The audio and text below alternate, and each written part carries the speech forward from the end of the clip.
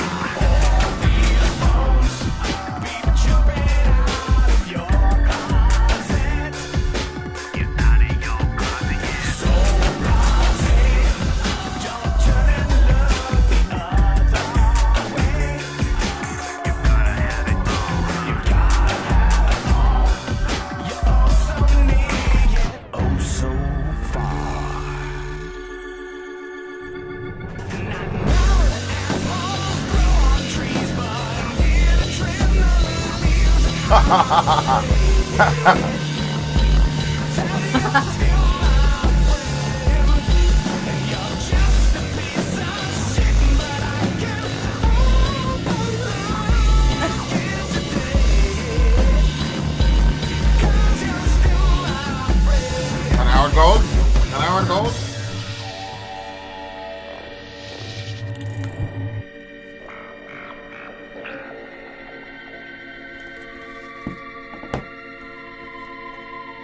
Don't even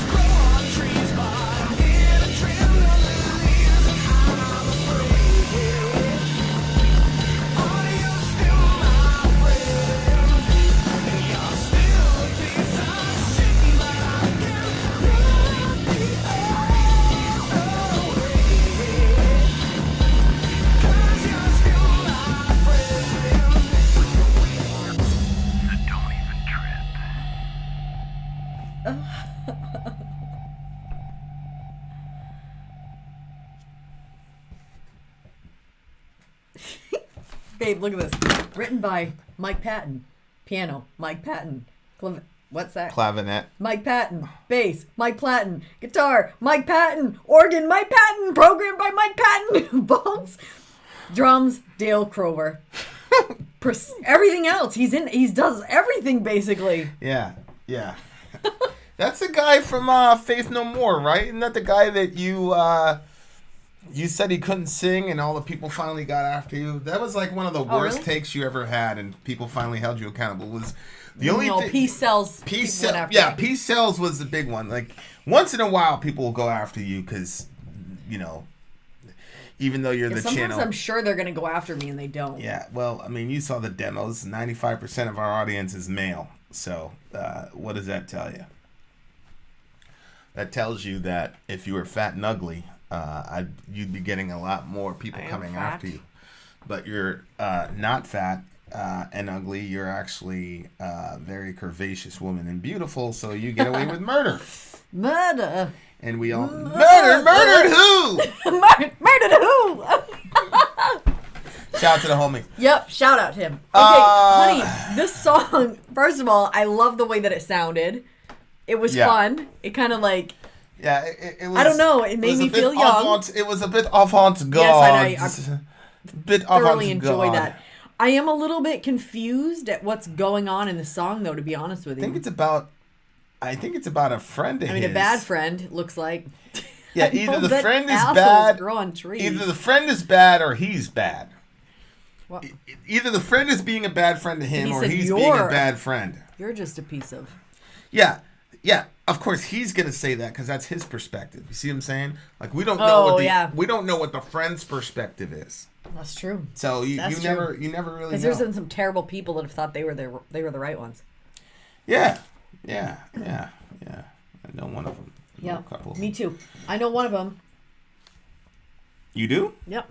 We talked to him yesterday. They tell all their problems to children. They shouldn't do that. Yeah, you suck as a person. It's not right. You're legit the worst person I've ever met in my life. Moving right along. Yeah. I know you're that. Right. Okay. You're right. So I think you're old right. I need to move along and not be dumb. All right, continue. I think you're old enough to know it better, but I'm old enough to remember. Don't even trip. I wonder what "don't even trip" means. Don't even trip. Don't trip about it. We're good. It's what you say to your... Oh, really? I've never heard the phrase. Yeah. I'll say no sweat.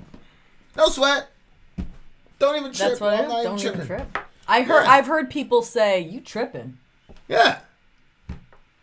But that's when you're just doing something not right. Like you're crazy. Well, tripping means you have a problem with somebody or a problem with something. Depends on your culture. Yeah. In my culture, trip means you fell. Well, I think it really came out of the drug culture, right? Like, right. I think it was actually Terrence McKenna because you'd go on DMT. Yeah. But you were going somewhere. You know what I'm saying? A DMT trip. Mm-hmm. So then it became slang for being on drugs. Yeah. And then in the hood, it became slang for having a problem with somebody. Oh, this thing's tripping, blah, blah, blah. Yeah. Now they're saying tweaking. Oh, you tweaking. Which is kind of the same thing. We also said that when we were teenagers. Yeah. So. I'm tweaking out. Yeah. That's like the big thing. I'm tweaking out. Yeah. So tripping is, it's when you tripping. Like when you know what I'm saying, you got a problem with someone. Yeah. But it's... A lot of people tweaked out because Tony showed up. The man did not age well, though.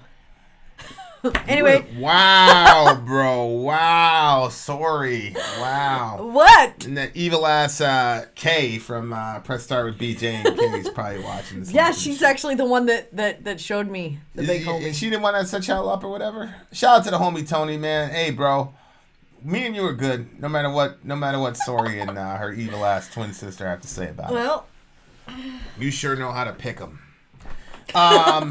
But yeah, I just think this is a guy and he's got problems with his friend and it's one of those. I used to be like this with my best friend all the time. Like I'd be like, man, you suck, blah blah blah. Yeah. But then at the end of the day, that's your guy. And I think he said something like that, like I'm afraid I'm still your friend or something like that, which is a pretty funny line. I'm afraid that you're still my friend and you're just a piece of shit, but I can overlook it today because you're still my friend. See? But one day he probably won't be able to. Don't even trip. That's what happens when like That's what dudes say when they're really upset at their friends. Man, I ain't tripping, man. I'm good. When they're not good at all, they're like pissed off. But Yeah. But this is what friendship is, man. Right. Like, you know, people. There's ups and downs. There's ups and downs. It's good and bad. Stuff happens. Like, you love somebody, like, it's gonna happen. Yeah. They're gonna piss you off. Were you annoyed with me on the walk today? No, I really wasn't. Oh, really? No, it was just funny to me. Oh, it was annoying me so much that you kept trying to tell me what to do and making a big scene of it. I know that's the thing. It's like I'm so used to whoever has the best idea, you just say it and everybody does it, and people tell people what to do. Yeah, in my family, shut the fuck up. Don't tell everybody what to do all the freaking time. That's how I was trained. I was just trained. Whoever has the best idea, go for it. I didn't even talk to you on the way to the park. I know. It was the way back. And what happens is Sori makes a habit of completely babying these kids. Like, I'm talking about Reza. He's 4 months old. He's a baby. He's babying the baby. He's 4 months old. Like, when Orion was first born, like, she's like, come on, Vin, we gotta, because it was like a light drizzle outside. She's like, come on, Vin, we gotta put the hoodie on him. He was only 2 weeks old. We gotta put 18 layers of blankets around him, blah, blah, blah. I just wanted his little head covered. I'm like, are you freaking kidding me? I'm like, childbirth is way more dangerous for him than you know. I just didn't want him to catch a cold. So this one, anytime the baby's like even do anything that communicates slight discomfort, this one is she's gonna move heaven, earth, and hell to make sure that the kid is in maximized comfort. And I'm like, you're gonna turn these boys, they're gonna be soft as hell. So it's soft as silly putty. It's 41 degrees in Maine today. No. That's a lie. It's 41 degrees now. We were out there 2.5 hours ago. Okay. It was not 41 degrees 2.5 hours ago. The high today was 45. So, okay, let's say it was 45. And it is it's saying the high now is 45. No, it is 41 degrees now. The high for today is 45. The low is 25. Your Grace, they've got Tuesday's high already. So how accurate is that? How the hell do they have the high for Tuesday already? They predict what they believe the high to be is. Anyway, go ahead. Tell the people. This guy, he knows everything about the weather. I'm not going to argue. Just tell the people. The wind was blowing a lot. And the air was cold as it was blowing. Everybody was wearing sweatshirts, hats. It was cold, and gloves. So it was blowing in Reza's face. He's only 4 months old. He's never been out in the wind. And so I don't know if you've ever seen when they want to show a baby how to swim, they'll blow in their face because it makes them hold their breath. So he was like crying because the wind was like blowing straight in his face, and he couldn't catch his little breath. And so I picked him up out of there, and I was just carrying him. And then Vinny starts in, oh my word, you're gonna make a bitch out of him. Blah, I didn't say that. You did, but that's basically what you were saying. That. See that's Sori. What she did you makes say? Stuff up. Whoa! She makes stuff up, what did you say? And then it becomes reality. What did you say? I just turned around and said, "Oh no, the baby's crying. Oh no." And then you went on. I turned around. It's a 2-mile walk. I turn around. Sori's carrying this kid, and he's completely fine. And I was like, okay, because I knew that was gonna get old too. It's a 2-hour walk, and I know her mental constitution. She ain't gonna do that shit for 2 hours. So I was like, all right, cool. I was like, all right. I was like, oh, you're holding the baby. I was like, why are you holding the baby? She's like, oh, he had some wind in his face. Da da da da. And then he went on, this is why his brother is so weak. Yeah. Blah, blah, blah. At the time, he's going on saying all this stuff to the kids. And it was hilarious because Johan got Orion to stop crying because Orion is used to getting whatever he wants all the time, right? So Orion's almost 2. We put Orion. He's my rainbow baby. It's true. I give him whatever Orion he wants, in his basically. stroller, right? We put Orion in the stroller, right? And he wanted to walk. Rainbow baby means the baby that you have after you've had a miscarriage. Yeah. So, look, Orion wanted to walk. He was having fun walking. He was enjoying himself. I knew we had to come home and work. We had to record. We got people that we owe videos to. And I wanted to hear some music. So anyway, he's walking, and I pick him up and put him in the thing. Well, Sori goes, well, he likes walking. Why are you going to do that to him? He likes walking. You didn't pick him up. I'm the one that put him in there. What are you talking about? This is the thing. I put him in. He was screaming. When I make a suggestion, stiffened his little body. When I make a suggestion, which I'm normally right on, she calls it bossing around, right? When she makes a suggestion, it's not bossing around. It's completely fine. So he's screaming. We put him in the cart.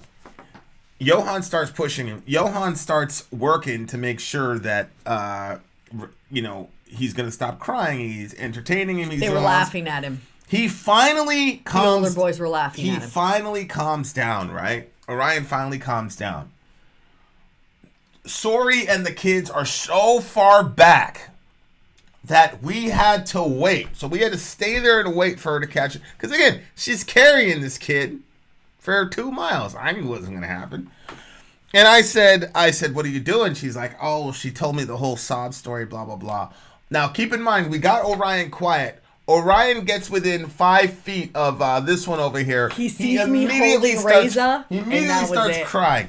So Johan goes, oh my gosh, Dad. And then off he goes. He gets Orion away from her because he understands the influence that she has. Look, it happens all the time. And then when I make a suggestion, she turns it into, you're bossing me. Okay. Which is just manipulation, right? It's just her saying, hey, if you tell me something to do that I don't want to do, I'm going to say you're bossing me around. Okay, so I picked up a baby that was having a hard time to breathe because the air was blowing in his little face. He was going to die, y'all. This guy, he's not going to tell you the story. So we get back to the house, and it's time for Orion to take his nap. And I hear him, I come out of the bathroom, and I see Zoe bringing a cookie into Orion's room. He's trying to get him to go to bed. She's like, yeah, Dad's giving him a cookie before bed. I said, what? He's giving him a cookie to get him to go for his nap. That's untrue. Did you give him a cookie in his crib? I gave him a cookie, but it had nothing to do with making him go down for his nap. Okay, what did it have to do with? What would you have said if I would have given him a cookie? I wouldn't have said anything to you. How many times have I said anything to you? You had something to say when I was picking the baby out of the stroller because he was having a hard time to breathe. No, he wasn't having a hard time to breathe. I was there with him. He was like 5 miles ahead. I don't know what he's talking about. Anyway. Really? I'm sure you guys. So what happened when you put the baby back in the stroller? The same thing. Well, no, actually, we had come around a bend, so it wasn't like blowing directly. He was screaming at the top of his lungs. Well, he wasn't happy about going back in, but I could see that the breathing thing wasn't happening. I'm sure many of you have been underwater. Go ahead and cry and scream and yell underwater. You can't. No, I didn't say he could not breathe. I said he was having. You guys, this is what he does. Look at this. He was just inconvenienced. I'm going to break that thumb. That's all it was. He was just inconvenienced, and Sori can't have. He was in the inconvenience. Any of her. She can't have any of her friends or whatever see her kids crying. So the kids. What are you talking about? Me, I'm there. The kids are there. The kid starts crying. Ah! You take him out of the seat. You make up some cockamamie story about how the kid couldn't breathe. Like, sorry, did you really I didn't say he couldn't breathe. Yeah, you did. You said he couldn't breathe. I said he was having trouble breathing. Right, so you took him out. Because the cold air was blowing straight in his face. So he could have died. No, he wouldn't have died. He wouldn't have died, right? No. It was just and if he wasn't crying, then it would have been no problem. But he was having trouble, and I didn't like seeing my little baby in trouble. Crying, you capitulated to him crying. So then, what happened is Orion's going down, right? Orion takes his nookie because he was in protest. He takes his nookie out and throws it on the ground in protest, right? Well, 2 strides later, he starts going "Baba, Baba," which is his nookie. It's his pacifier. And Dorian starts laughing at him. I was like, yeah. Where do you Dorian's think he got 15. He's laughing at the 2-year-old. I said, where do you think he got that from? This one. Because I don't know how many nookies we lost taking this fool out, because he would just take it and throw it, and Sori would just trail behind him and just keep, and I'm like, Sori, tell him he cannot do that. Nope. But then he doesn't. No, I tell him no. Do it with me. I tell him no. So Johan takes up the nookie, right? And I told Orion, I said, look, you little bastard, your mom's not here. You do that shit again, I'm not picking up your nookie. And he looked at me, and he took the nookie. That was it. He never threw that shit again. You didn't call him a bastard, did you? No, I didn't call him a bastard. Not in front of his brothers. Not in front of his brothers. I just had the nookie. I said, look, you throw this again, I'm not picking up. I was dead ass serious, too. I wasn't going to put that shit up, bro. And if I saw you coming around the bend trying to pick it up, I'd have took it and threw it in the water. These are the tactics that you have to take with a kid like Orion. But he's not bossy. Otherwise, he won't. He's not bossy. That's a child. No, I'm saying if I came around and I was going to pick it up, I have to protect him from you. You were going to throw it into the water. No, bossy would be me telling you to throw it in the water. But I know you wouldn't do that. I wouldn't even attempt to do that. So I would throw it in the water. someone help this man. What do you mean? Help him, Lord. What do you mean? You know that you've spoiled Orion. Drop that gun. You ain't my effing hero. You're a spoiler of children. You know that. I know. And you know what? To be honest, yeah, it's true. And the thing is, so Zoe was like, Mom, why do you let the children do that stuff to you? And I'm like, what are you talking about? All you kids do it. I baby all you kids. She said, what do you mean you baby all of us? I said, honey, if I held you guys accountable for the things that you do, she's like, well, when's the last time I did something? You do not baby I said, Zoe, I said last night, I was in the middle of a conversation with one of the other kids. She starts going, Mom! Is that the behavior of someone that's not spoiled? And I said, then wait, are you saying Zoe's spoiled? I spoil all of them, honey. You're not down there with me. Yes, I spoil all of them. I didn't ask you that question. I didn't ask if you were spoiling them. I'm asking you if Zoe is a spoiled child. Well, wait a minute. That's not the same thing. No, it's not the same thing. Is Zoe a spoiled child? I spoil all of them. That's what I said. Is Zoe spoiled? No. Thank you. Is Orion spoiled? Yeah. Is Selah spoiled? It depends on which day. It depends on which day. But I spoil all of them. The only person who's ever beaten Selah in the World Spoiled Olympics is Orion. Period. End of story. That's a fact. These people don't want to hear you just bitch and complain about how horrible I am. I wasn't complaining.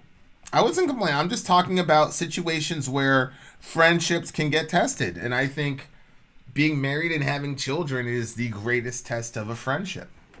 True. And I think the fact... Sometimes we'll be having like this awesome time together. Right. And here comes a kid problem. And then we're fighting. Sori goes in and ruins it because she just doesn't have the heart to do what is necessary. No, that's not at all what I was trying to say there. She tries to leave it to me. How many times... Then you'll get mad at me. How many times? Get offended. How many times does that happen? What? Baby, how many times does it happen where you get mad at me over the kid stuff?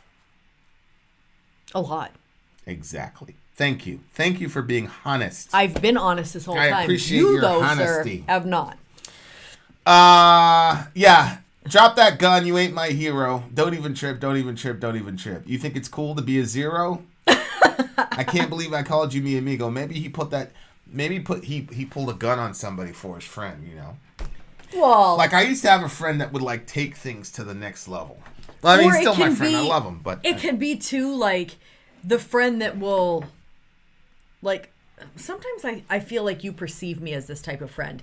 So, like, on the day-to-day stuff, like, you probably feel like I don't stand beside you on it or behind you on it. But then, like, if there's something major, like that other thing when I went over that person's house to handle that situation, like, but this person that's a pretty big moment for us, for sure. Maybe this person's, like, annoyed with that. You know what I mean? Like, okay, day-to-day, you know what I mean? Like...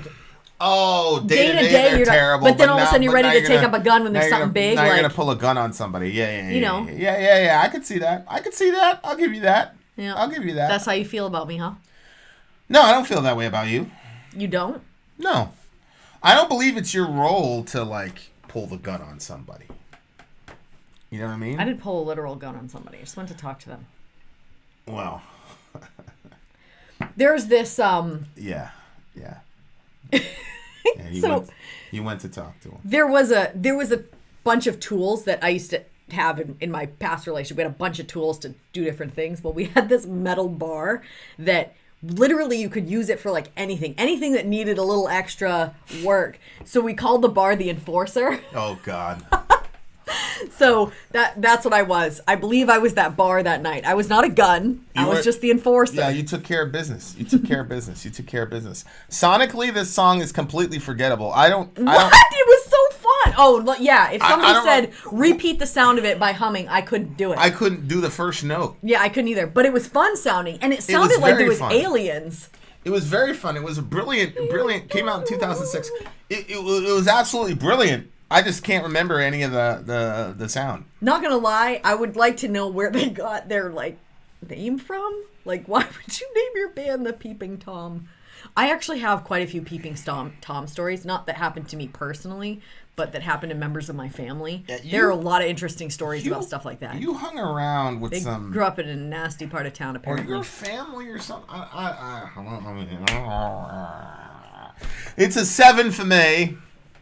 7.9 for There me. you are. There you are. 7.6. There, listeners. Shout out to Anarchy99, Silver Kyrie. Everything you do for us. We appreciate you, sis. Appreciate it. One love. Vin out. Sori out. Gone.